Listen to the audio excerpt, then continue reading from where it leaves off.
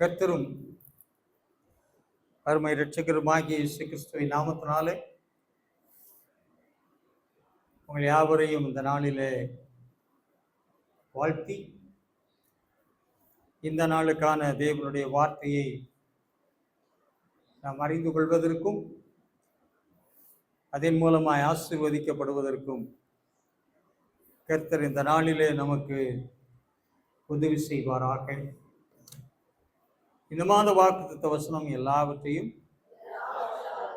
எல்லாவற்றாலும் நிரப்புகிற தேவன் என்று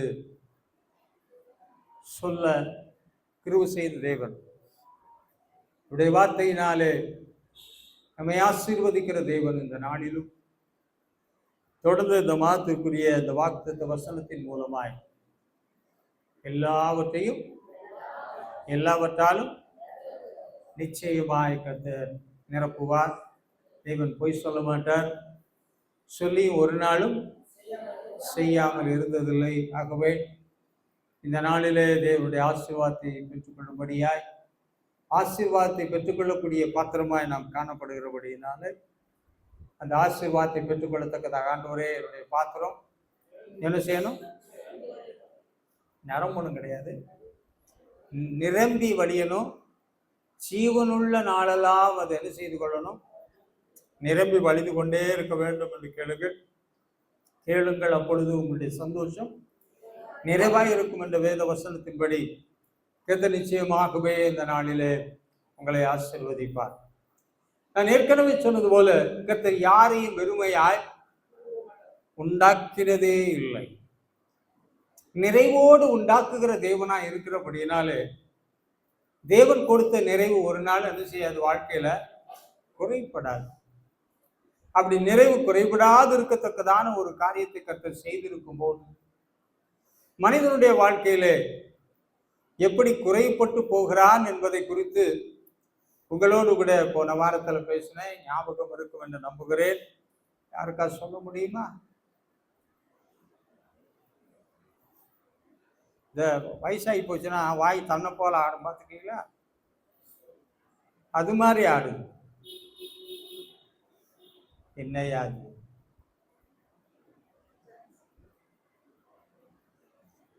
சரி, மிகவும் வருந்தத்தக்க காரியம். பாவம் மனிதனுடைய வாழ்க்கையில வரக்கூடிய எல்லா ஆசீர்வாதத்தையும் கெடுத்து விடுகிறது என்பதை குறித்து நான் உங்களோடு பேசினேன். அப்ப ஆசீர்வாதத்தின் மீது உங்களுக்கு ஒரு நோக்கம் இருக்கும் என்றால், எதன் மூலமாய் ஆசீர்வாதம் நம்முடைய வாழ்க்கையில தடைப்படுகிறது என்பதை குறித்து நாம் கேட்கும் போது நம்ம என்ன செஞ்சிருப்போம்? ஆயத்தப்படுத்தி இருப்போம். பாருங்க, நகை நட்டு இருக்காது, ஆனா ஒரு கல்யாணத்துக்கு போகணும்னு பார்த்தா உடனே என்ன வாங்கிடுவாங்க? நல்ல கோல்டு இருக்கு. என்ன கோல்டு? உமா கோல்டு வாங்கி சும்மா பழன்னு மாட்டிட்டு என்ன செஞ்சிருவாங்க? ஏனென்றால் பிறர் முன்பதாக நாம் ஒரு நிறைவுள்ளவர்களை போல காணப்படத்தக்கதாக இப்படிலாம் நம்ம செய்கிறோம். அதனால அதை மாட்டினால ஏதாவது நிறைவு வந்திருக்கா? பார்க்குறவங்களுக்கு நல்லா தெரியும் நம்ம யாருன்னு. நம்முடைய குடும்ப பின்னணி, அம்மா எதோட வந்திருக்காங்க? உமா கோலோட வந்திருக்கிறாங்க. ஏன்னா குடும்ப பின்னணி தெரிகிறதுனால நம்ம எவ்வளவுதான் போட்டு வந்தாலும் அது பிறருடைய பார்வையில உயர்வாய் தெரியாது. அதே போலவே நான் சொல்ல விரும்புகிறேன், தேவனுடைய பார்வையில் ஏதோ ஒரு போலித்தனமான ஒரு கிறிஸ்தவ நிலைமையோடு நானும் விசுவாசி, நானும் சபையில காணப்படுகிறேன், தேவனை காணும்படியாய் வந்தேன் என்று சொல்லி இது வர்றது தேவனுக்கு முழுமையான விருப்பம் அல்ல. அவர் விரும்புகிறபடி நாம் நம்முடைய வாழ்க்கையை அமைத்துக் கொண்டு தேவ சமூகத்துல வந்தா சொன்னதை செய்கிற தேவன், சொல்லாமல் ஒரு நாளும் தேவன் இருக்கவே மாட்டார். எதை சொன்னாரோ அதை நிச்சயமா. ஆகவே அப்படிப்பட்ட தேவனை சேவிக்கிறபடியினால போன வாரத்துல கேட்டது உங்க ஞாபகத்தில் இருந்திருக்கணும், அது எங்கேயோ போயிடுச்சு போல இருக்கு. நான் நினைக்கிறேன் குருவி என்ன செஞ்சிருச்சு? போட்ட விதைய பொறுக்கிட்டு போயிடுச்சு. ஆனால் இப்ப விதை இல்லை, அதனால முளைக்கல, முளைக்க முளைக்காதனால என்னன்னே தெரியல. இதை போல நம்முடைய காலத்தை வீணாக்க வேண்டாம். இன்னைக்கு சொல்ல போறது அதை காட்டிலும் மிக முக்கியமான ஒரு காரியம். தேவனுடைய வார்த்தைக்கு கீழ்ப்படியாமல் போகும்போது தேவனுக்கு பிரியமில்லாத காரியத்தை நிச்சயமா செய்வோம். ஆதாம் ஏவாள் செஞ்சாங்களா? புசி என்று சொன்னார் ஒரு பழத்தை, அதை புசிக்கல. ஒரு பழத்தை என்ன செய்யாத, புசிக்காதன்னு சொன்னாரு. ஆனா அதை என்ன செய்யல, கேட்டு செய்யாதபடி புசிக்காதே என்று சொன்ன பழத்தை புசித்தபடியினாலே சகல நிறைவோடு கூட அவருடைய வாழ்க்கை ஆரம்பித்த வாழ்க்கை தோட்டத்துக்கு வெளியே நெற்றி வேர்வை நிலத்திலே சிந்தி பாடுபட பூமியின் பலனை மிகவும் கடுமையான சூழ்நிலையில அனுபவிக்கக்கூடிய ஒரு நிலைமை அவருடைய வாழ்க்கையில வந்தது. ஆகவே கீழ்ப்படியாமை தேவனுக்கு பிரியமில்லாததை செய்யும். அப்படி செய்த பின்பு வாழ்க்கையில என்ன வரும்? பாவம் வரும் என்பதை குறித்து போன வாரத்துல பேசினேன். இப்ப நான் அது பக்கமா எனக்கு போக முடியாது. இன்னைக்கு பாவத்துக்கு அடுத்தாப்புல என்ன வந்துடும் எப்படின்னா, இந்த உலகத்துல ஒன்று சொல்லுவாங்க, ஒரு வியாதி அக்கா தங்கச்சின்னு சொல்லுவாங்க. எத்தனை பேருக்கு தெரியும்? மெடிக்கல் ஃபீல்ட்ல இருக்கவங்களுக்கு தெரியும்.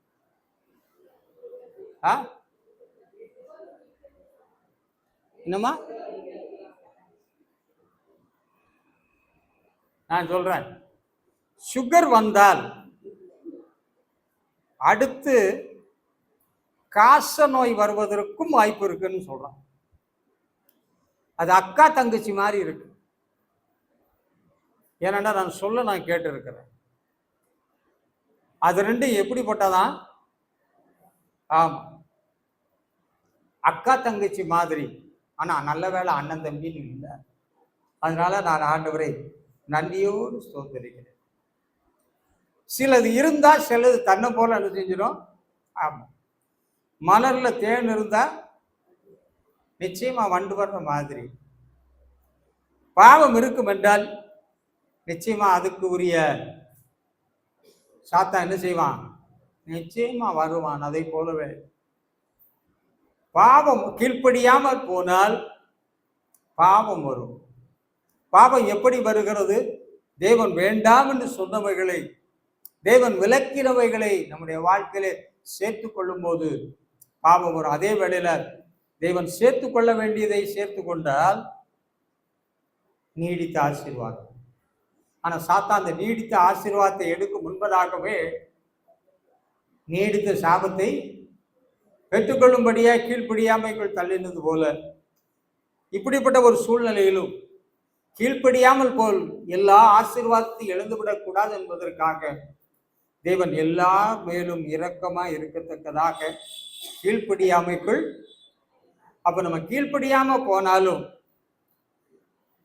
அவர் இரக்கமா இருக்கும்படியா ஒரு அனுபவத்தை நமக்கு கொடுத்திருக்கும் போது எப்படியாகிலும் நாம் அவரை பிடித்துக் கொள்ளலாம் அல்லவா? அவருடைய இரக்கத்தை பற்றி சொல்லும் போது அவருடைய இரக்கத்துக்கு முடிவே இல்லை. 1000 தலைமுறை மட்டும் இரக்கம் செய்கிறவர் சொல்லப்படுங்க. அப்போ கீழ்ப்படியாமையினாலே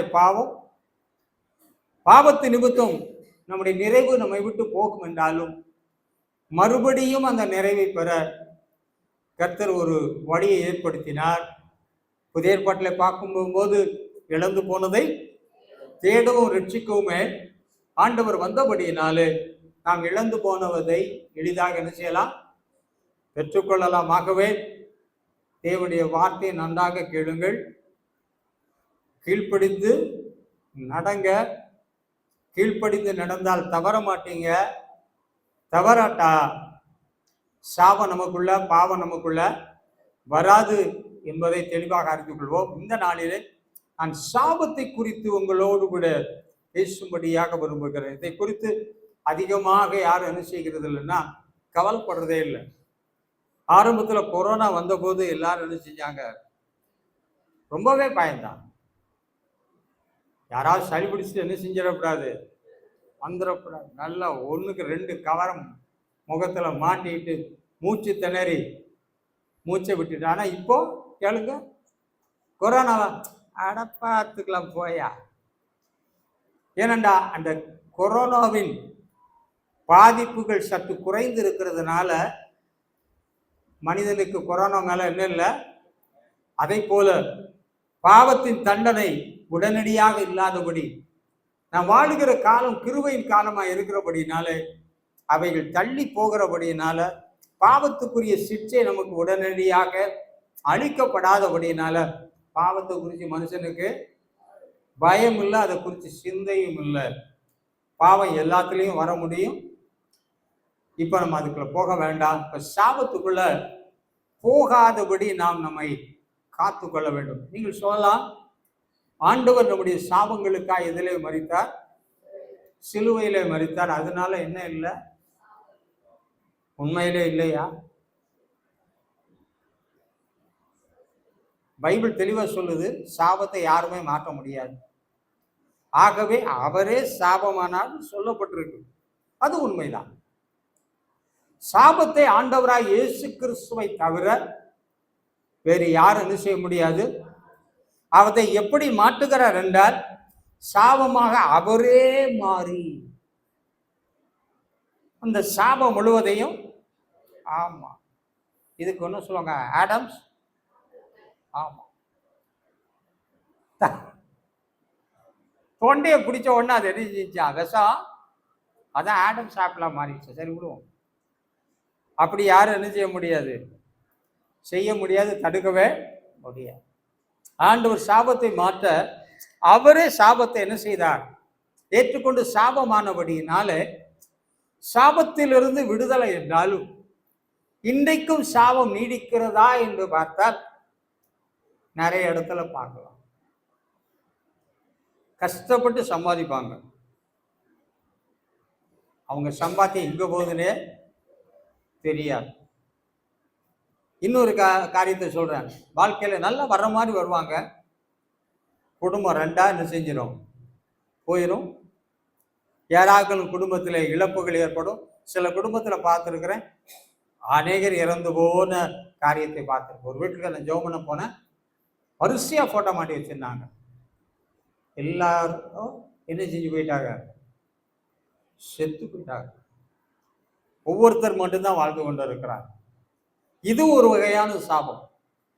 பற்பல விதமான சாபங்கள் இந்த உலகத்திலே இன்றைக்கும் என்ன செய்கிறது, காணப்படுகிறது. காரணம், அந்த இயேசு கிறிஸ்துவை தன்னோடு கூட அவர்கள் நிரந்தரமாய் வைத்துக் கொள்ளாதபடியினாலே வெளிச்சம் போனா நிச்சயமா இருள் வருகிறது போல இயேசு கிறிஸ்து நம்மை விட்டு விலகுவார் என்றால் நிச்சயமா சாபம் வரக்கூடிய வாய்ப்பு இருக்கு. ஆகவே அந்த சாபம் நம்முடைய வாழ்க்கையில வராது இருக்கும்படியாய் நம்மை காத்துக்கொள்ள நாம் கடமைப்பட்டிருக்கிறோம்.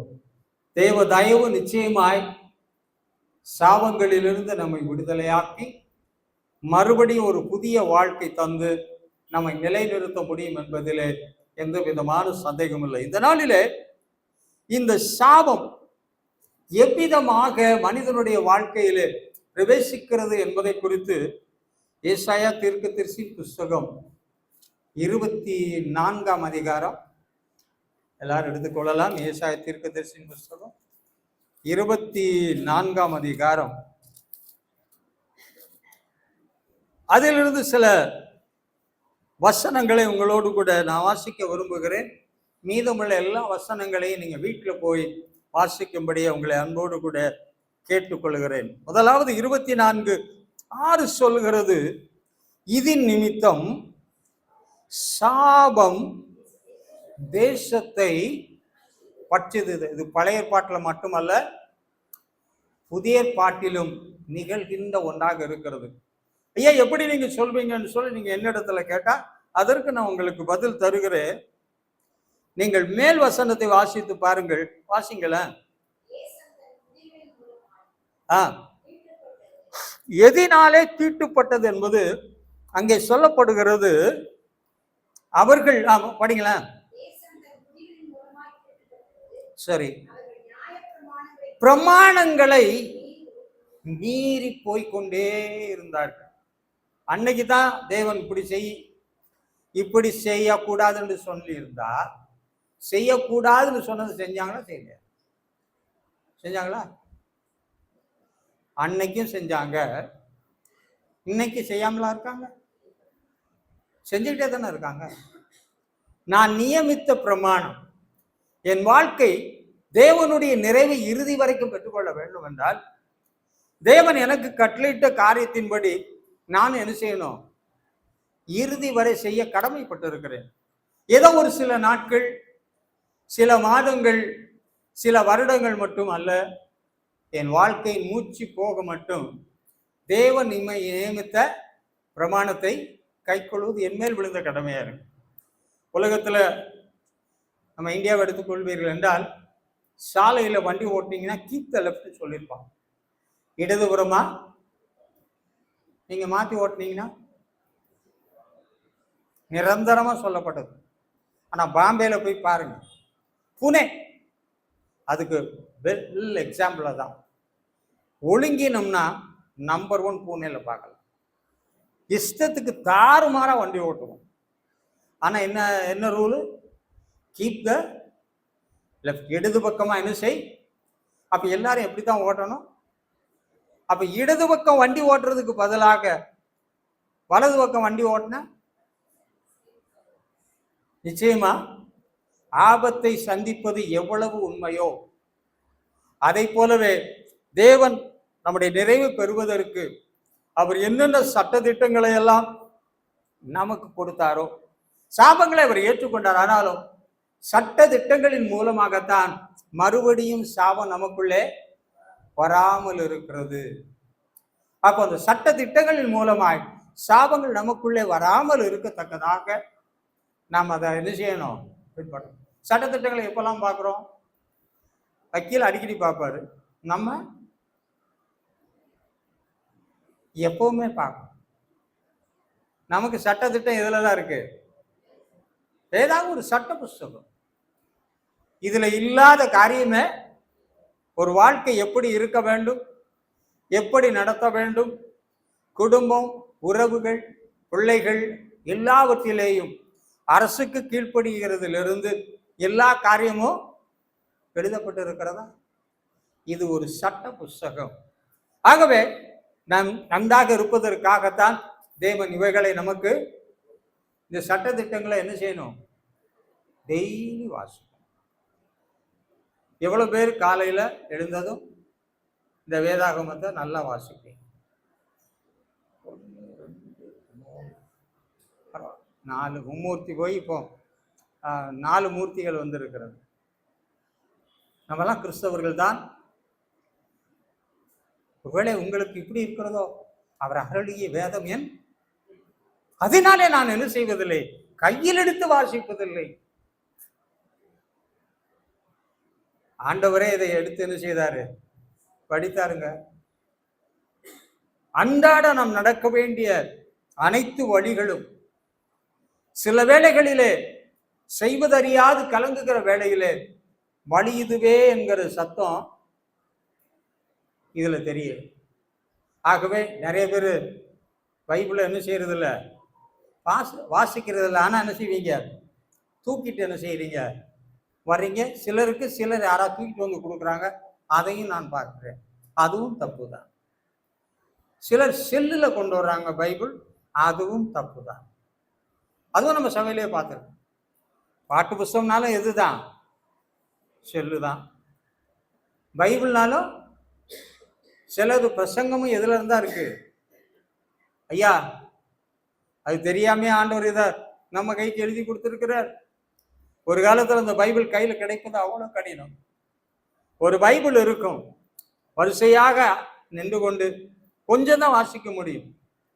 மணிக்கணக்காய் காத்திருந்து திருவிழாவுக்கு வண்டி பிடிச்சு போறது போல வண்டி பிடிச்சு வந்து வரிசையில நின்று வேதத்தை வாசித்தாங்க, ஆசீர்வதிக்கப்பட்டாங்க. அவ்வளவு கஷ்டப்பட்டு வந்து வாசித்ததுல ஒருத்தர் என்ன செய்யல, வீணா போகல. இன்னைக்கு எல்லார் கையிலையும். ஒரு காலத்துல நான் திருச்சபையை குறை சொல்லல, சில சபைகளில் இந்த வேதத்தை என்ன செய்யக்கூடாது, எடுக்கக்கூடாது. உங்களுக்கு தெரியும் நினைக்கிறேன். இந்த வேதத்தை என்ன செய்யக்கூடாது, படிக்கக்கூடாது, இதை யார் மட்டும்தான் படித்து சொல்லுவோம். அப்படிப்பட்ட காலங்கள் எல்லாம் இருந்தது. ஆனால் இன்னைக்கு கிருபையா நம்ம சொந்த மொழியில எத்தனையோ வேதாகமங்களை படிக்க கர்த்தர் செய்திருக்கிறார். ஆகவே இதை வாசிக்கிறவன் கேட்கிறவன் பாக்கியவான் என்று சொல்லி இருக்கிறதுனால இரவும் பகலும் அவருடைய வேதத்தின் மேல தியானமா இருக்கிற மனுஷன் பாக்கியவான் என்று சொல்லி இருக்கிறதுனால இதை நீங்க வாழ்க்கையில தவறாம செய்யுங்க. இதை அப்படி ஓடும்போது அப்படி இப்படி வரும்போது சிலர் பைபிளே வாசிக்கட்டாலும் நம்மகிட்ட ஒரு கேலண்டர் இருக்கு. அந்த கேலண்டர்ல என்ன இருக்கும்? முந்தைய தங்க வசனம்னு போட்டிருப்பாங்க. இப்போ எந்த வசனமா எனக்கு தெரியல. அதை டக்குன்னு போய் என்ன செய்வாங்க? அதை வாசிட்டு அப்படியே வெளியே போயிடுவாங்க. அது மேல தியானமா இருக்கிறது இல்லை. அதுலேயும் ஒரு எச்சரிக்கை வசனம்லாம் இருக்காது. எல்லாமே எப்படிப்பட்ட வசனம்? இவன் ஒழுங்கா இருக்கானே இல்லையோ வசனம் அவனுக்கு ஆசீர்வாதம் எழுதப்பட்டதுனால 365 நாள் அதை வாசித்துட்டு போயிடுறாங்க. அப்படியெல்லாம் செய்யாதீங்க. இன்னும் சிலர் பைபிள் இப்படி திருப்பி இப்போ நான் கை வச்சிருக்க வசனத்தை பார்த்தா எனக்கு பயமா இருக்கு. வேணாம்,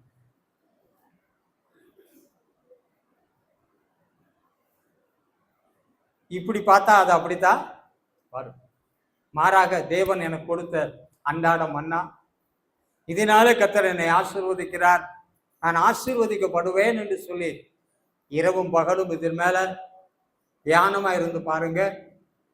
நிச்சயமா எல்லாவற்றால் நிரப்புகிற தேவன் நிச்சயமாய் நிரப்புவார். இந்த அதிகாரத்தை நீங்க வீட்டில் போய் வாசிக்க அன்பாய் கேட்டுக்கொள்கிறேன். அவர்கள் நியாய பிரமாணங்களை மீறி கிழக்க போனா எங்க போவான்? சில பிள்ளைகளை கட்டுப்படுத்த முடியாதுன்னா ஓடிக்கிட்டு இருந்தா ஓடுன்னு சொல்லுங்க, உட்கார்ந்துருவான். உட்கார்னா என்ன செய்வான்? அத மாதிரி இருக்கு இன்னைக்கு அநேக வேளைகள்ல. இப்ப நான் உங்களுக்கு சொல்றேன், நீங்க செய்ய வேண்டியது என்னது என்பதை ஆண்டவர் சொல்லுகிறார். தேவன் நியமித்த பிரமாணங்களை மீறாதீங்க. தேவனை தேடுங்கன்னா தேவனை தேடுங்க, தேடாம போகாதீங்க. தேடாது போறது மீறுகிறதுக்கு சமானம்.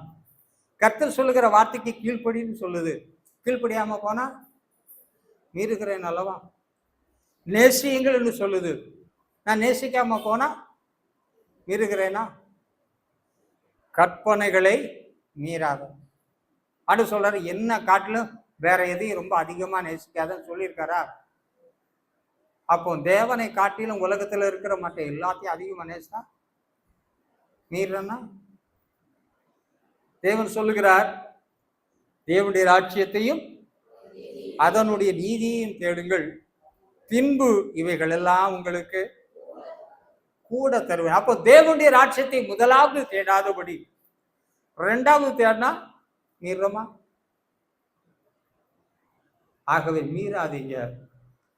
இந்திய சட்டத்தின்படி இடது பக்கம் போகணும்னா இடது பக்கம் போனாதான் பாதுகாப்பு. அதே போல தேவன் காட்டுகிற வழியில எல்லாவற்றால் நிரப்ப வேண்டும் என்றால், கர்த்தரை தேடுகிற உங்களுக்கு ஒரு நன்மையும் குறைந்து போகக்கூடாது என்றால் 100க்கு 100 கரெக்டா செய்யுங்க. சிலர் பரீட்சை எழுதும்போது திருத்துக்கிற வாத்தியார் சொல்லுவாங்க, சார் எங்க வீட்டுக்கு நான் ஒரே ஒரு பிள்ளை சார், நானும் படிச்சு பார்க்குறேன், எனக்கு மனசுல வரவே மாட்டேங்குது. திருத்தின வாத்தியார் சொல்றது, தயவு செய்து என்ன செஞ்சிருங்க, பாஸ் பண்ணி விட்டுருக்கு. ஏதாவது எழுதுனா தானே. கிரேஸ் மார்க் 5 மார்க் தான் போடலாம், பேப்பர்ல ஒன்றும் இல்லைன்னா என்ன எழுதுறது? ஆனா இன்னும் ஒரு சிலர் இருக்காங்க, பக்கமா எழுதுவாங்க, ஒரு மேட்டருமே இருக்காது. சொந்த கதை, சோக கதை. நீங்க ஃபெயில் ஆக்கிட்டீங்கன்னா நான் என்ன செஞ்சிருவேன், சூசைட் பண்ணி சேர்த்து. இப்படியெல்லாம் ஆண்டவர் கடிதம் எழுத முடியாதுங்க. ஆண்டவர் என் குடும்பம் இப்படி, என் பிள்ளைகள் இப்படி, என் உறவுகள் இப்படி, என் சொந்தக்காரங்கள் இப்படி, நான் வேலை பார்க்குற இடத்துல இப்படி அப்படின்னு தேவனிடத்துல சாக்கு போக்கு சொல்ல முடியாது. தேவன் கடினமான ஒரு காரியத்தை நம்மளால என்ன செய்யல, சுமத்துல எளிதான காரியத்தை தான் அவர் என்ன செய்திருக்கிறாரு. ஆகவே தேவன் உன்னை செய்ய சொன்னா செய்து பாருங்கள். நிச்சயமா கர்த்தர் நல்லவர் என்பதை ருசித்து பார்க்கிற மனுஷன் பாக்கியவானாய் இருக்கும். சிங்கக்குட்டிகள் ஒருவேளை தாழ்ச்சி அடைந்து பட்டினியா இருக்கலாம், கர்த்தரை தேடுகிற எனக்கோ சின்ன நன்மை கூட குறையும். அப்படி சகல நிறைவையும் கொடுத்து இந்த மாதம் அவருடைய வாக்குத்தத்த வசனத்தின்படியே உங்களை ஆசீர்வதிக்க அவர் உண்மையுள்ளவராய் இருக்கிறார். அவர்கள் அடுத்து என்ன செய்யறாங்களாம், கட்டளையே மாறுபாடாக்கிறது. இது மாறுபாடா எப்படி மாற்ற முடியும் சொல்லுங்க? கட்டளை இப்படி செய்ய சொல்லுது, நம்ம அதுக்கு என்ன செய்யறோம்? கட்டளை இப்படிதான் சொல்லுது, உண்மைதான். ஆனா என் சூழ்நிலை என்னால நடக்க முடியல பாஸ்டர், நான் ரொம்ப பலவீனமா இருக்கிறேன் பாஸ்டர், என்னுடைய வீட்டுடைய சூழ்நிலை எனக்கு எப்படி இல்லை, சரியா இல்லை, நான் வேலை பார்க்குற அதிகாரி இடத்துல கீழே வேலை பார்க்குறேன், அதிகாரி மேல பேச மாட்டேறீங்களே, அதனால அவரோடு கூட சேர்ந்து நானும் என்ன செய்ய வேண்டியதா இருக்கு, அவங்கள மாதிரி ஒத்து போனா தான் இந்த வாழ்க்கைய. அப்போ கட்டளை என்ன செய்யறோம், மாறுபாடாக்கிறோமா? ஆண்டவர் என்ன சொன்னார், மாறுபாடும் கோணலுமாய் வாழுகிற சந்ததிக்கு முன்பதாக நீ கோணலாவும் வாழக்கூடாது, மாறுபாடாவும் வாழக்கூடாது, எனக்காக வாழுந்தானே சொன்னாரு. ஆனா நம்ம என்ன செய்யறோம்? இங்க அழகாக சொல்றார், கட்டளைகளை மாறுபாடாக்கி அதோட நிறுத்தல, அடுத்த காரியம் நித்திய உடன்படிக்கை அவர் என்னோட பண்ணியிருக்காரு இல்லையா, அந்த உடன்படிக்கை என்ன செய்யறது? ஆமா, 2 நாடு உடன்படிக்கை பண்ணுதா, 2 சேர்ந்தனால தான் உடன்படிக்கை. ஒரு நாடு மீறி போயிட்டா உடன்படிக்கை கண்டிப்பா போயிருமா, போகாதா? தேவனும் நீங்களும் சேர்ந்துதான் உடன்படிக்கை பண்ணியிருக்கிறீங்க. எத்தனையோ அப்ப அது உடன்படிக்கை என்னன்னு சொல்லணும். வளர்ச்சி உமக்காக வாழ்வுன்னு சொல்றேன்னா, ஞானஸ்நானத்தை உடன்படிக்கை பண்றோமா? திருவந்து எடுக்கும் போது தேவனோட உடன்படிக்கை பண்றோமா? சபைக்கு வரும்போது உடன்படிக்கை பண்றோமா இல்லையா? ஆண்டவரை, இது உங்களுடைய சரீரம், உங்களுடைய சரீரத்தோடு நான் என்ன செய்வேன், நிலைத்து செயல்படுன்னு உடன்படிக்கை பண்றோமா இல்லையா? ஆனா மீறுதா மீறலையா, குறைபடுதா இல்லையா? ஆகவே உடன்படிக்கையெல்லாம் என்ன செய்யறாங்களாம், சுத்தமா உடைச்சு போடுறாங்க. இது நிமித்தம் தேசத்தின் குடிகள்னா அங்க எல்லாம் யாரை பற்றி சொல்லுதுன்னா உலக மக்களை சொல்லல, தேவ ஜனங்களை குறித்து சொல்லுது. சாபம் என்ன செய்கிறது, பிடித்துக்கொள்ளுது. 24ஆம் அதிகாரத்தை நீங்க நல்லாவே 19ஆம் வசனத்துல, தேசம் நொறுங்கவே நொறுங்கும், தேசம் முறியவே முறியும், தேசம் அசையவே அசையும், தேசம் தள்ளாடும், குடிலை போல பெயர்த்து போடப்படும். இன்னைக்கு உலகத்தின் செய்திகள் எடுத்து பாருங்க, தேசத்தின் குடிகள் நல்லா இல்லாம போறது காரணம் என்னவென்றால், ஆளுகிறவர் தன்னுடைய சுய இச்சைக்காக உலகத்தின் சட்டத்திட்டங்களை மாத்துறாங்களா இல்லையா? அதனால அந்த தேசத்தின் குடிகள் ஒரு மனுஷனுடைய பிடிவாதத்தினால இன்னைக்கு அழிஞ்சுக்கிட்டு இருக்கா இல்லையாங்க? ரஷ்யாவில் அழியுதா? அழிஞ்சுக்கிட்டே தான் இருக்கு. எத்தனை இடத்துல அழிவு, அரப் கண்ட்ரீஸ்ல அழிஞ்சுக்கிட்டே இருக்காங்களா? ஒரு சிலருடைய சுய விருப்பத்திற்காக தேவையில்லாம எதை போட்டு, குண்டை போட்டு, சண்டையை போட்டு இன்னைக்கு தேசத்தின் குடிகள் என்ன செய்து கொண்டுதான் இருக்கிறது, அழிந்து கொண்டே தான் இருக்கிறது. ஆகவே தேவனுடைய வார்த்தை கொஞ்சம் கூட என்ன செய்யல, தவறால. ஆகவே இந்த கால வேளையில சொல்லுகிறேன், எல்லாவற்றால் நிரப்புகிற தேவன் நம்மை நிரப்ப வேண்டும் என்றால், குடும்பத்தை நிரப்ப வேண்டும் என்றால், பிள்ளைகளை நிரப்ப வேண்டும் என்றால், எதிர்காலத்தை நிரப்ப வேண்டும் என்றால், கிறிஸ்து வரும் வரை நாம் ஒரு நிறைவான ஆசீர்வாதத்தோட இருக்கணும்னா, தேவனுடைய பிள்ளைகள் என்ன, தேசம் நெருக்கப்படும் போது என் ஜனங்கள் தங்களை தாழ்த்தி செபம் பண்ணினால் நான் தேசத்துக்கே எதை தருவேன். அப்போ தேவ ஜனங்கள் தாழ்த்துவது எவ்வளோ அதிகமாய் கடமைப்பட்டிருக்கு. எப்படி நான் தலையை தாழ்த்த சொல்லலை, தேவன் சொன்ன வார்த்தைகளுக்கு கீழ்ப்படிந்து என்ன செய்யணும், நடக்கணும். அப்போ நிச்சயமா ஆசீர்வாதம். நான் இந்த பகுதியில் யாரை வச்சு பேசணும்னு விரும்புகிறேன்னா, ரூத் நகோமியை வைத்து நான் இந்த இடத்தை ஒப்பிட்டு காட்ட முடியாது விரும்புகிறேன். ரூத் புஸ்தகம் 1ஆம் அதிகாரத்திலிருந்து கடைசி வரைக்கும் நீங்க படிச்சீங்க, அது வீட்டில் போய் படிச்சீங்க. ஏன்னா எனக்கு நேரம் இல்லை. இப்போ நன்றாக பார்த்தீர்கள் என்றால், ஒரு தேசத்தின் குடி தேவன் விதித்த பிரமாணங்களை மீறினால் என்ன வரும்? நகோமி, அவருடைய கணவன், அவருடைய பிள்ளைகள் எடுத்துக்கொள்ளுங்க, ஆசீர்வதிக்கப்பட்ட அப்பத்தின் வீட்டில் தானே வாழ்ந்தாங்க. வாழ்ந்தாங்களா இல்லையாங்க? பஞ்சம் வந்ததுனால எல்லாரும் செத்து போயிட்டாங்களா? இந்த தேசத்துல இருக்க யாரும் சாவும் இல்லையா? அப்போ உனக்கு என்ன அந்த ஆசைன்னு கேட்டேன். எங்க போனாங்க? சபிக்கப்பட்ட மோவாப் தேசத்துக்குள்ள போனார்கள் என்று போடப்பட்டிருக்கிறது. ஆண்டவர் போக சொல்லியிருக்காரா? போக சொல்லவே. அப்ப நீங்க இதை கவனிச்சு பார்க்கணும். தேவன் அவர்களை குடும்பமாய் ஆசீர்வதித்தார். கர்த்தர் வீட்டை கட்டாராகில் அதை கட்டுகளுடைய பிரயாசம். அப்போ நகோமியுடைய குடும்பத்தை கர்த்தர் கட்டினாரா? அப்ப கர்த்தர் கட்டினார்னா ஒரு சூழ்நிலையினால இந்த குடும்பத்தை இடிச்சு போடுவாரா? பஞ்சவர செய்து சாப்பாடு இல்லாம ஆக்கி பிடிச்சு போட்டுருவாரா? நாம எத்தனையோ பஞ்சங்களை பார்த்துருக்கோம். எத்தனையோ ஒரு கப்பக்கிழங்கு சாப்பிட்டு வாழ்ந்தோமா பஞ்ச நேரத்தில்? சாப்பிட்டது இல்லையா? பஞ்சத்தை வெறும் அதுக்கு இங்க என்ன சொல்றாங்கன்னு தெரியல. அது என்ன, அந்த கிழங்குக்கு என்ன சொல்லுவீங்க? மரவள்ளி. அதை சாப்பிட்டு இருக்கணும்.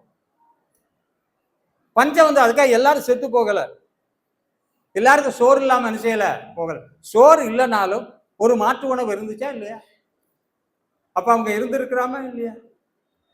கர்த்தர் கட்டினார். அப்பத்தின் வீட்டில் வைத்து அவர்களை என்ன செய்தார்? விசாரித்து வந்தார்.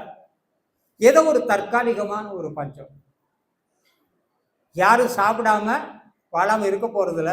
அப்போ கர்த்தர் கட்டினார். பிள்ளைகள் யாரால் ஒரு சுதந்திரம்?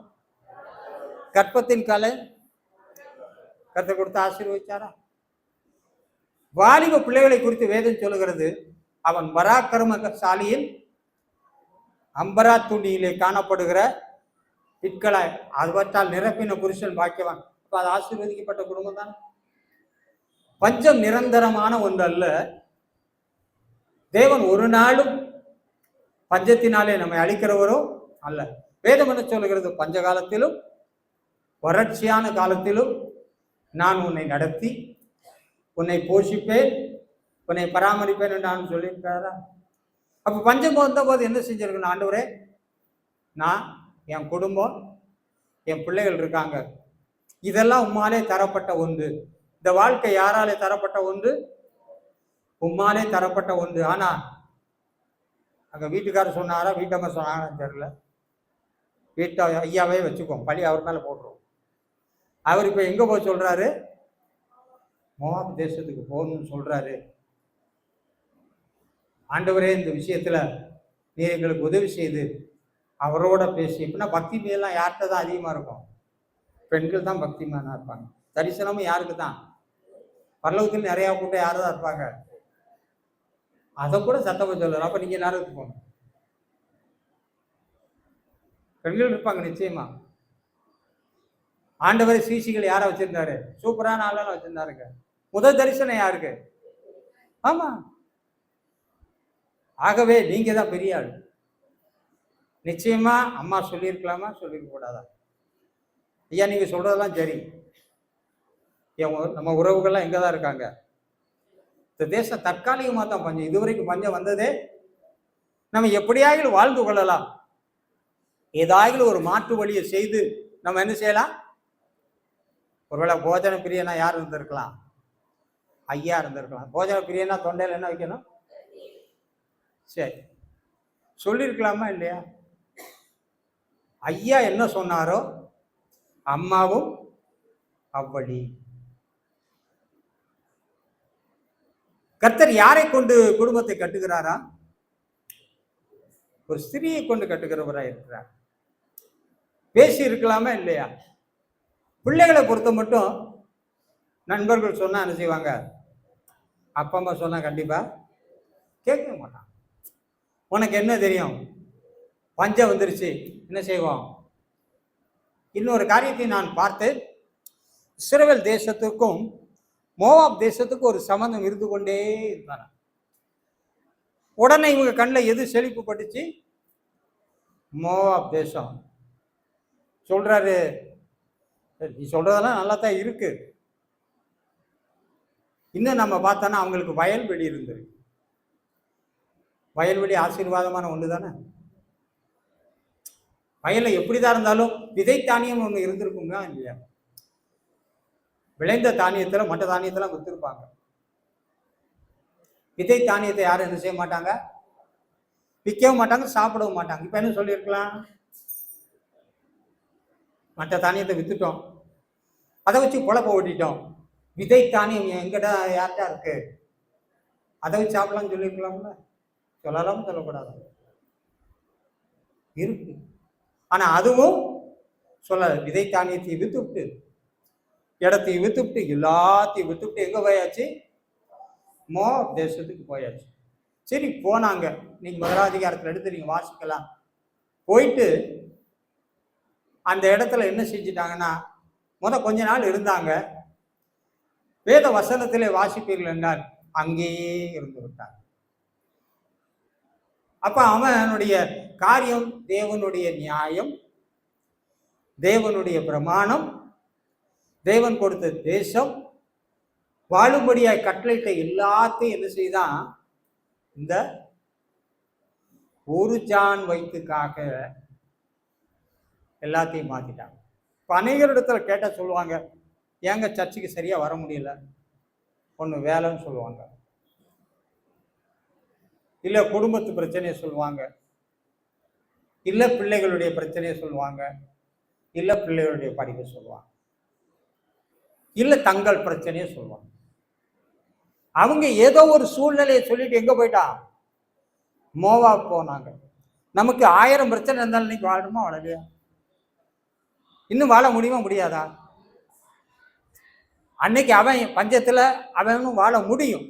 ஆனா எங்க போகணும்னு நினைச்சிட்டா? எதுக்காக? போஜன பிரியன். நல்லா போகணும், நல்லா சாப்பிடணும், ஒரு நாள் வாழ்வை இன்பம் என்று எண்ணி நல்லா எது எது கிடைக்குதோ அத்தனை என்ன செய்யணும்? டெய்லி சாப்பிடணும்னு சொல்லி வயலை வித்து, விதை தானியத்தை வித்து, எல்லாத்தையும் வித்துட்டு திரும்பி வரணும்னு போகல. சும்மா போவோம், எப்பவுமே சும்மா செஞ்சு பார்ப்போம்னு சொல்லி கடைசி அதுதான் என்ன செய்யுது? உலகத்தை சொல்ற விளையாட்டு சிம்சோனுக்கு அப்படித்தான் மாறிடுச்சு. சும்மா டைம் பாஸ், ஃப்ரெண்டுக்காக இல்லை இவருக்காக அவருக்காகன்னு சொல்லியே இன்னைக்கு அநேக தன்னுடைய வாழ்க்கை இழந்திருக்காங்க. ஆண்டவர் சொன்னாரு, எந்த சூழ்நிலையில் நீ என்ன செய்ய வேண்டாம்? போகாதே. தேவன் கொடுத்த தேசத்தை சிறையிருப்புல இருக்கும்போது கூட சொல்றாங்க, சிறையிருப்பின் மத்தியில கூட நாங்கள் எங்கள் தேசத்தை மறப்பது எப்படி, தேவனுடைய ஆலயத்தை மறப்பது எப்படி? அப்படி மறந்தான் என்றால் என் வாய் ஒட்டிக்கட்டும்ன்றான். அந்த அளவுக்கு தேவனுடைய தேசம், தேவனுடைய ஆலயம், தேவனுடைய காரியம் என்பதிலே அவர்கள் மிகவும் சிரத்தை உள்ளவர்களாக இருந்ததுனால கர்த்தர் தேசத்தை இன்னைக்கு வரைக்கும் ஆசீர்வதித்திருக்காரா இல்லையா? எவ்வளவோ எதிர்ப்பு, எவ்வளவோ போராட்டங்கள் இருந்தாலும் கூட இன்னைக்கு நிமிர்ந்து நிற்க வச்சிருக்கிறாரா? ஆகவே நமக்கும் சொல்றேன், தேவன் நம்ம ஒரு ஆவிக்குரிய பட்டணமா வச்சிருக்காரு. ஏதோ ஒரு சில குறைகள் இருக்கலாம். இந்த ஒரு சில குறைக்காக அந்த குறையை நிவர்த்தி செய்ய உலகம் பக்கம் என்ன செய்யாத, போகாத. வஞ்சிக்கிற உலகம் நிச்சயமா ஒன்ன கெடுக்கும். ஆகவே தேவனை விட நமக்கு தஞ்சம் வேறு எதுவுமே இல்லை. ஆபத்து காலத்துல அனுகூல துணையும் அடைக்கலுமாய் இருக்கிற அவரை நீ விடாமல் பற்றி கொண்டால் சாபம் உள்ள வரவே வராது. நகோமி குடும்பத்துல சாபம் கிடையாது, அவர்கள் ஆசீர்வதிக்கப்பட்டவர்களா இருந்தாலும் கூட இந்த ஒரு வயிற்றுக்காக வேண்டி மற்ற யாரும் செத்தா போயிட்டா என் சொந்தக்காரன் இவதான் ஒண்ணுமெல்லாம் போனா. அவங்க எல்லாம் எப்படித்தான் இருந்தாங்க. ஆகவே அருமையான கர்த்தருடைய பிள்ளை, உலக காரியத்திற்காக வேற எந்த காரியத்திற்காக யாரை விட்டு போகாத, தேவனை ஒரு நாள் மறக்காத. போயிட்டு வந்துருவோன்னு போனா அப்புறம் ஆசை என்ன செய்யல, விடலை. உலக சொல்லுவான் ருசி கட்ட பூனை. ஆகவே இங்க காட்டு நல்லா கிடைச்சவன இங்க செட்டில் ஆயிட்டாங்க. இப்ப நம்ம கொண்டு பிரான்ஸ்ல விட்டா திரும்ப இந்தியாவுக்கு வருவோம்னு சொல்லுங்க. செத்தாலும் வேணாங்க. வெளிநாட்டில் போன பிள்ளைகளை பார்த்து இந்தியாவுக்கு வான்னு என்ன செய்ய மாட்டேன்றான், வரவே மாட்டேன்றான். 1000 கஷ்டம் இருந்தாலும் அங்கதான் இருக்கணுமா. இது உலக நேச்சர். ஆகவே மோவாபுக்கு போனா இருந்தே கர்த்தரும் பார்த்தாரு. உணர்த்துகிற தேவன் தானே. தேவனை விட்டாச்சு, எல்லாத்தையும் விட்டாச்சு, அங்க போய் உட்கார்ந்துருக்கிறான். உணர்த்துகிற தேவன் மெல்ல வீட்டுக்காரத்தை விட்டார். மாறி இருக்கணுமா, மாறி இருக்க கூடாதா? மாறினாடா? மாறவே இல்லை. அந்த ஊர் விட்டே போக மாட்டேன்ட்டா. அவளுடைய பிடி எங்க இருந்துச்சுன்னு நல்லா தெரியுது. அவளுடைய நம்பிக்கையில யார் மேலதான் இருந்திருக்கு? தேவன் பேர இருந்தா அங்க ஒண்ணுமே செஞ்சிருக்க முடியாது. இவ நம்பிக்கை ஃபுல்லா யார் மேலதான் இருந்துச்சு? வீட்டுக்காரன் வீட்டுக்காரன் வீட்டுக்காரன். நிறைய பேர் இருக்காங்க, ஆண்டவரை காட்டிலும் வீட்டுக்காரர் தான் கிங். அப்புறம் கத்த கையை வைக்க வேண்டியதாக. ஆகவே சொல்லுகிறேன், எனக்கும் அப்படித்தான், எல்லாருக்கும் தேவனை தவிர நம்முடைய நம்பிக்கை வேற எது மேலும் என்ன செய்ய வேண்டாம், வைக்க வேண்டாம். கர்த்தர் எடுத்த உடனே கொண்டிருக்க மாட்டாரு. ஏதாவது லேசா டச் பண்ணி பார்த்துருப்பாரு. எதுக்குமே அம்மா என்ன செய்யல, அசையல. கடைசியா பார்த்தாரு, தொட்டு தான் ஆகணும்னு பார்த்தாரு. கிட்டத்தட்ட 20 இயர்ஸ் அவன் எங்க இருக்கிறான் பாருங்களேன். அப்புறம் மருமக்கள் எங்க இருந்து பிடிச்சிட்டு வந்தா? மோவாபிய ஸ்திரீ. மருமக்களும் அவங்க தான். அதுவும் கொஞ்ச காலம் ஓடுது. கர்த்தர் உணர்த்திருப்பாரா, உணர்த்திருக்க மாட்டாரா? இதை தெளிவா தெரிந்து கொள்ளுங்க. ஆசீர்வதிக்கப்பட்டவன் ஆசீர்வதிக்கப்பட்டவர்களோடு இருந்தா ஆசீர்வாதம் நிரந்தரம். ஏதோ உலக காரியத்திற்காக, ஏதோ ஒரு உலக உயர்வுக்காக, ஏதோ உலகத்துல பிறர் முன்பதாக நன்றாக இருக்க வேண்டும் என்பதற்காக உலகம் போற பாதையில போனா நிச்சயமா கால்கள் தள்ளாடத்தான் செய்யும். தேவனுடைய கரம் நமக்கு விரோதமா நிற்கத்தான் செய்யும். தேவன் சாபத்தை எடுத்தார். அவரே நமக்காய் சாபமானாலும் சாபம் திரும்ப நம்முடைய வாழ்க்கையை தொடராது இருக்கும்படியாய் அவரே நமக்கு எல்லாவற்றுக்கும் எல்லாமே இருந்தாலும் எதை மீறோம்? பிரமாணம், கட்டளைகள் எல்லாவற்றையும் என்ன செய்யறோம்? நெறிகள், உடன்படிக்கை, இது எல்லாத்தையும் என்ன செஞ்சு போடுறோம்? சுக்குநூறா உடைச்சு போடுறோம். எப்படி கூத்தாடி கூத்தாடி நந்தவனை தாண்டி போட்டுடைத்த பாண்டத்தை போல இன்னைக்கு அநேகருடைய வாழ்க்கை ஏதோ ஒரு சில காரியத்திற்காய் கூத்தாடி கொடுத்த கிருபையெல்லாம் போக்கியாச்சு. ஆனால் கர்த்தர் கிருபை உள்ளவர், நித்திய கிருபையோடு இறங்குகிறவர், உன்னை விசாரிக்கிறவராய் இருக்கிறார். உன்னை மறக்கிற தேவனா அவர் இல்லவே. ஆகவே இந்த கால வேளையில் ஆண்டவரே, உங்களுடைய பிரமாணங்களை நான் செய்வேன், உங்களுடைய கட்டளைகளை நான் மீறவே மாட்டேன், உம்மோடு பண்ணின உடன்படிக்கைய என் மூச்சு போக மட்டும் காத்து கொள்வேன் என்று சொல்லி நீங்க செயல்பட்டால் சாபம் வரவே வராது. அது என்னதான் இருந்தாலும் வெளிச்சம் இருக்கும்போது இருள் விலகி போகிறது போல, சூரியன் பிரகாசிக்கும் பொழுது பனி விலகி போகிறது போல, காற்று அடிக்கும் பொழுது கார்மேகம் அடிகொண்டு ஓடுகிறது போல நிச்சயமாய் கர்த்தர் எல்லா பிரச்சனையும் கர்த்தர் இந்த மாதத்துல அவருடைய வார்த்தையின்படி உங்க வாழ்க்கையை விட்டு ஓட செய்வார். உங்களை எல்லாவற்றின் மேலும் எல்லாவற்றையும் கொடுத்து அதிகாரியாக்கி நிச்சயமாய் உங்களை இந்த மாதம் என்ன செய்வாரு? ஆசீர்வதிப்பார். பிரமாணத்தை ஒரு நாளும் உடைச்சிடாத. நகோமியின் குடும்பம் செய்த தவறு அந்த தவறு தான். சபிக்கப்பட்ட தேசத்துல போய் என்ன செஞ்சிட்டா? செட்டில் ஆயிட்டா. திரும்ப தன் தேசத்துக்கு திரும்ப மனமே இல்லாதபடினாலதான் கர்த்தர் வேறு சூழ்நிலையை காண்பித்தார். இப்போ ஆசீர்வதிக்கப்பட்ட நகமையும் கணவனும் மோவாப் தேசத்துல இருந்தனால பாதி ஆகிட்டா, தேசத்துலதான் குடியிருந்தாங்க. அவரு இன்னும் பொண்ணுன்னு எடுக்கல. அவர் எதுவும் வாழ்க்கை மாதிரி என்ன செய்யல. ஆசீர்வதிக்கப்பட்டவனும் அந்த ஆசீர்வதிக்கப்பட்ட ஸ்தானத்திலிருந்து வேற ஸ்தானத்துல போய் உட்கார்ந்தீங்கன்னா சாபம் நிச்சயமா தேடி வரும். அங்க தேவன் கிடையாது, தேவனுடைய காரியங்கள் கிடையாது. பாழாக்குகிற எல்லா அறிவிப்பும் இங்க இருந்துச்சு, மோவாப் தேசத்தில் இருந்துச்சு. நீங்களே நல்லா தெரியும், சாலமோன் மோவாபிய ஸ்திரீகளை கட்டினது நிமித்தம் வயதான காலத்துல அவர்களுக்காக விக்கிரகங்களை என்ன செய்து கொண்டு பண்ணி தேவன் 2 விஷயம் எச்சரித்தும் கூட மனக்கடினப்பட்டு இறுதியாக எங்க போயிட்டான்? நரகத்துக்கே போயிட்டான். தாவீது கூட மோவாப் போயிருக்கிறான். அவருடைய வாழ்க்கையில பிரச்சனை வந்தபோது, சவுலால விரட்ட போட்ட போது தற்காலிகமாய் தன் தாய் தகப்பனெல்லாம் மோவாபிய ராஜாட்ட கூட்டிட்டு தான் போயிருக்கிறான். ஆனா அங்க போய் செட்டில் ஆகவே இல்லை. போனா திரும்ப கூட்டு வந்துட்டான். ஆனா நம்ம இடம் மாறி போயிட்டோம்னா அவர் திரும்ப தேவனிடத்துல வர்றது நமக்கு கஷ்டமா இருக்கு. ஜெபம் நம்ம ஜெபத்தை விட்டுட்டா கஷ்டமா இருக்குது. வேதம் வாசிக்கிற நாம வேதம் வாசிக்கிறத விட்டுட்டா கஷ்டமா இருக்கு. தொடர்ந்து தேவனுடைய காரியத்துல முன்னேறி போயிட்டே இருந்தவங்க அப்படியே இருந்துட்டா திரும்ப செய்யறது யாரா இருந்தாலும் சரி, தொடர்ந்து நாம் செய்கிற காரியங்களை விடாமல் செய்தால் நிச்சயமா பிரச்சனையே இல்லை. அடுத்து நம்ம பார்ப்போம் என்றால், ஆசீர்வதிக்கப்பட்ட பிள்ளைகள் கர்த்தரால் வரும் சுதந்திரம் பிள்ளைகள் இல்லையா? இப்ப அது போய் யாரை கட்டுது? ஆனா மோவாபியன் சாகல யார் செத்தான்? ஆசீர்வதிக்கப்பட்டவன் செத்தான். நகமையும் வீட்டுக்காரன் ஆசீர்வாதம், ஆனா தேசத்தினால செத்தான். அங்க போய் தங்கணும்னு நினைச்சனால செத்தான், அங்கே செட்டில் ஆனனால செத்தான்.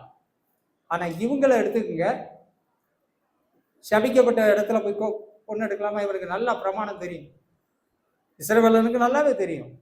மூறி பொண்ணு எடுத்தானா? ஆனா செத்தது யாரு தான்? இப்படித்தான் ஆசீர்வதிக்கப்பட்டவன் இன்னைக்கு அழிந்து கொண்டு இருக்கிறான்.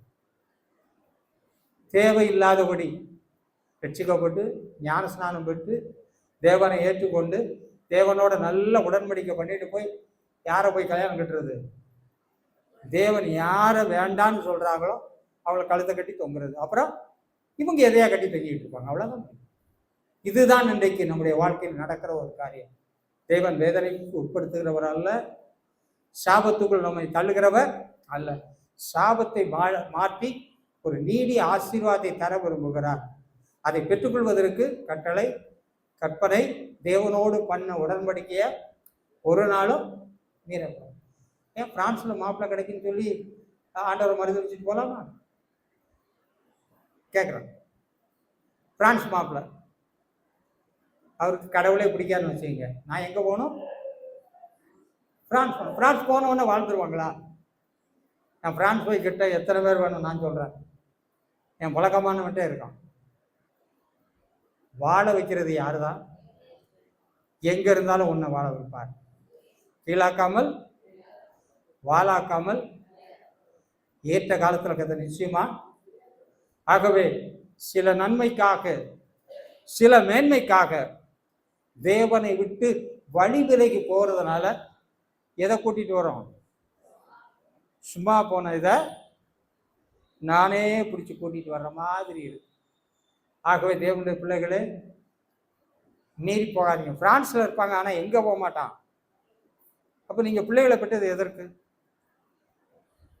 பிள்ளைகள் கர்த்தருடைய சுதந்திரம் அல்லவா? அவரால் பெற்ற பலன் அல்லவா? அவர் கொடுத்த பலனால் ஆசீர்வதிக்க மாட்டாரா? கஷ்ட காலத்துல மோசைக்கு இம்ரான் யோகத்துக்கு பிள்ளை பிறந்துச்சு, ஆம்பளை பிள்ளை பிறந்துச்சு. சட்டம் என்ன சொல்லுச்சு? நதியில போட்டுருந்து. வளர்க்கலையா? முடிஞ்ச மட்டும் வளர்க்கலையா? எந்த பிள்ளையால ஜீவனுக்கு ஆபத்து இருந்துச்சோ அந்த பிள்ளையால வாழல. தேவன் எல்லா இடத்துக்கும் தேவன், எல்லா காலத்துக்கும் தேவன், எல்லா சூழ்நிலைக்கும் தேவன் அவரே. ஆகவே கலப்பையிலே கை வைத்து விட்டு பின்னிட்டு பார்க்கிறவன் எவனும் தேவனுடைய ராஜ்யத்தில் சுதந்திரிப்பது இல்லை என்பதை தெளிவாய் நாம் அறிந்து கொள்வோமா.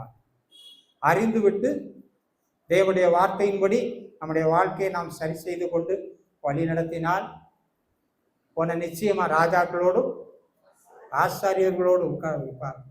மேன்மையான இடத்துல வாசம் பண்ணும்படியான கிருபை, யாருக்கும் கொடுக்காத ஆசீர்வாதத்தை நிச்சயமா கொடுப்பார். வாக்கு பண்ணினவர் உண்மையுள்ளவர், அவர் அப்படி செய்வார். இதனாலதான் மீறி போறதுனாலதான் சாபம் வந்துருச்சு. இந்த சாபத்தை ஆண்டவரை எடுத்துக்குவாரா? எடுக்க முடியுமா? ஒரு தடவை செஞ்சுட்டாரு. இப்போ துணிந்து மீறி நானே உடைச்சிட்டு போறேன், கர்த்தரால் எதுவும் செய்யவே முடியாது. யோபின் வேலியை கர்த்தர் திறந்தார், கர்த்தர் அடைத்தார், யோபு திறக்கல. நாம் நம்முடைய ஆசீர்வாதத்தின் வேலியை நாமே திறக்கிறனால ஜாஜ் என்ன செய்யுது? ஆகவே பாதுகாத்துக் கொள்ளுங்கள், சாபத்துக்கு விலகிருங்கள். நேரமும் பறக்குது. அடுத்து ஒரு காரியத்தை பாருங்க. மல்கியாவின் புஸ்தகம் 2ஆம் அதிகாரம் 2ஆம் வசனம். மல்கியா 2:2.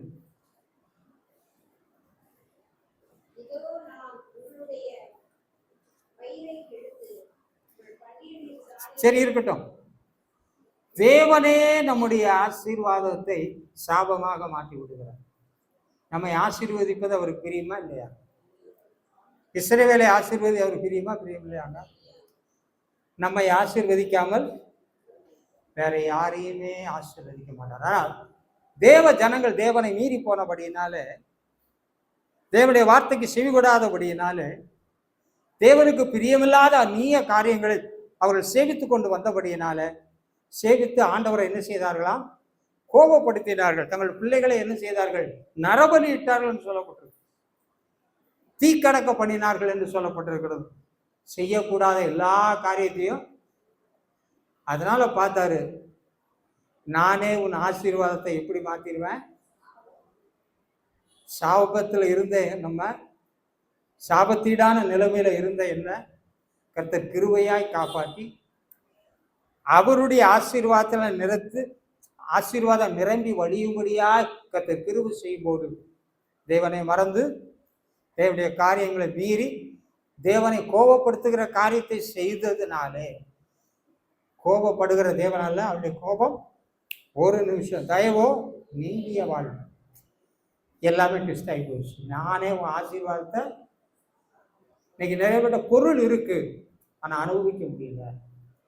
நல்ல கட்டில் இருக்கு, ஏசி இருக்கு, காசு இருக்கு, கார் இருக்கு, எல்லா வசதியும் இருக்கு, நிம்மதியா வாழ்றானா?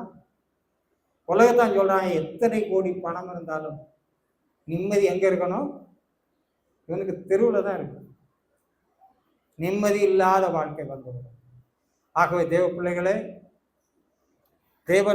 தேவன் நம்மை ஆசீர்வதித்து நல்ல வழிகளிலே நடத்தி உயர்த்தும் போது தேவனை மறந்து தேவனுக்கு என்ன செய்யாதீங்க? கோபப்படுத்தாதீங்க. தேவனை மீறி நடக்காதீங்க.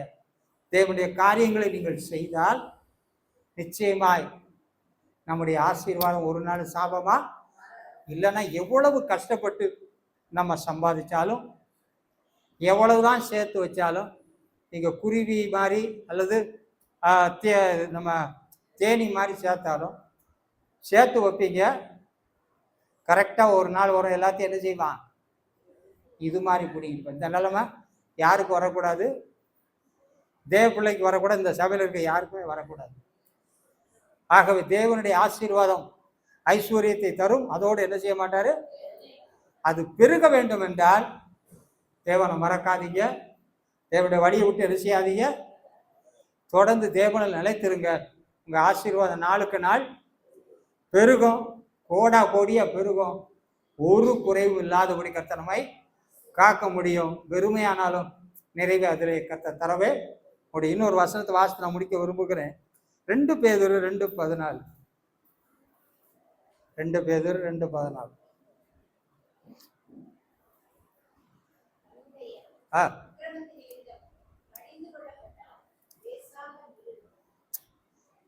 ரெண்டு பேதுரு 2:14. பொருள் ஆசையால்னு போட்டிருக்கு. சரி, எத்தனை விட்டுருங்க விட்டுருங்க விட்டுருங்க டைம். பொருள் ஆசையால். என்ன ஆசை?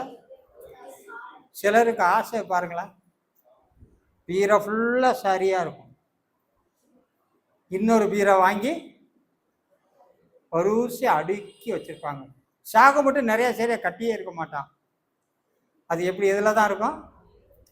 அவ்வப்போது விரிச்சு மடக்கி வைக்கிற தொல்லையை கத்தர் அவருக்கு கொடுத்துருக்கிறார்.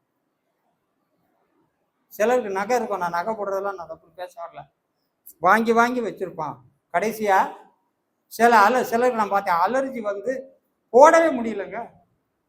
கழுத்துல போட்டா அலர்ஜி, காதுல மாட்டினா அலர்ஜி, கையில மாட்டினா. எனக்கு பேச மாட்டேன், எனக்கு எதுவும் அலர்ஜி வரலையா? வராம இருக்கட்டும். ஐயா, அனுபவிக்கும் பலனை யார் தான் தரணும்? அப்ப அந்த அனுபவிக்கும் பலனை தரணும்னா என்ன வரக்கூடாது? சிலர் கூட்டு வந்து வீட்டில் காட்டுவாங்க, அது முந்தி அது இல்லை, இப்போ இது வாங்கிட்டேன், இப்போ இந்த மாதிரி இது வாங்கிட்டேன், அப்படியே சொல்லிக்கிட்டே இருப்பாங்க, வீட்டை பிரமாதமா பேசிக்கிட்டே இருப்பாங்க. அது எதுக்காக? பொருள் ஆசையா? பொருள் ஆசைப்படாத. பொருள் ஆசை எதுக்கு நேரம் கொண்டு போயிடும்? உனக்கு தேவன் எவ்வளவு கொடுத்தக்க அனுபவி. ரொம்ப என்ன செய்யாத, அனுபவிக்கும் பாக்கியத்தை யாதான் தரணும். ஆகவே பொருளாசையில் வாழாதீங்க.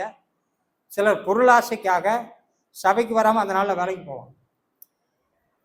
சில ஆதாயத்துக்காக, சில பொருள் அப்போதான் பெனிஃபிட் இருக்குன்னு சொல்லி சில காரியத்தை மாற்றி செய்வாங்க. தயவு செய்து உலகத்தில் காணப்படுகிற எல்லா பொருளும் நிலையற்றது, அழிந்து போகும். தேவனுக்காக வாழ்வீர்கள் என்றால் கூட கொடுக்கப்படும். தேவனுடைய ராஜ்யத்தையும் எல்லாத்தையுமே கர்த்தர் கூட தருவார். ஆனா நம்ம எதுக்கு மேல ஆசை வரக்கூடாது? யூதாஸ் இயேசுவோட தான் இருந்தான், சீசனோடு இருந்தான். தேவன் பயன்படுத்தின பாக்கெட்ல என்ன இருந்துச்சு? அதுக்காக வேற யார்ட்டையும் காசு இல்லைன்னு சொல்ல மாட்டேன். ஆனா எல்லார் காசுடைய பேங்க்கும் யாரு? கடைசி எப்படி செத்தான்? ஆண்டவரே வித்து காசாக பார்த்தான். பொருளாசை அதை வைத்திருக்கிறவனுடைய உயிரை என்ன செய்யும்? இன்னும் கொஞ்சம் ஓடும், இன்னும் கொஞ்சம் போல, இன்னும் 2 வீடை வாங்கு, போதாது, அதை வாங்கு, இதை வாங்கும். கடைசியை வாங்கிட்டு எதையும் அணிவிக்காம வெறுங்கையாய் பிறந்தேன், வெறுங்க, இதுதான் அவனுடைய முடிவா. இப்ப அவன் மரியாதை அங்க இருந்திருக்கலாம், நகோமி பெத்லகேம்ல இருந்திருக்கலாம். இங்க போனா என்ன செய்யலாம்? ஏதோ பிசினஸ் பண்ணியிருப்பாங்க, ஏதோ செஞ்சாங்க, இந்த காசை வச்சு நம்ம என்ன செஞ்சிடலாம். கடைசி எல்லாம் போயிடுச்சா? கர்த்தர் எனக்கு என்னத்தை கட்டளையிட்டா? காசப்பை கட்டளையிட்டா. அப்ப வந்ததுக்கு காரணம் பொருள் ஆசை. அடுத்து நம்ம முன்னாடி சொன்னது போல தேவனே ஆசீர்வாதம் இவங்க வச்சிருந்தா கொண்டு போன எல்லா ஆசீர்வாதத்தையும் மோவாபுல எப்படி மாத்திட்டாரு? வெறுமையா வந்து. ஆகவே தேவ பிள்ளைய சாபம் வரக்கூடாது. காத்து நடங்க, தேவனுடைய வார்த்தை கீழ்ப்படிந்து நடங்க. தேவ ஆசீர்வாதம் நம்மோடு எப்பன்னைக்கு இருக்கத்தக்கதாக என்ன செய்யுங்க? காணப்படுங்க. தேவனை மறக்காதீங்க, பொருளாசையில் வாழாதீங்க. இதை நீங்க செய்தா சாபம் மாறாக ஆசீர்வாதம் இருக்கும். கர்த்தர் உங்களை ஆசீர்வதிப்பாராக. சிஸ்டர் ஜெபத்தில் போவாங்க.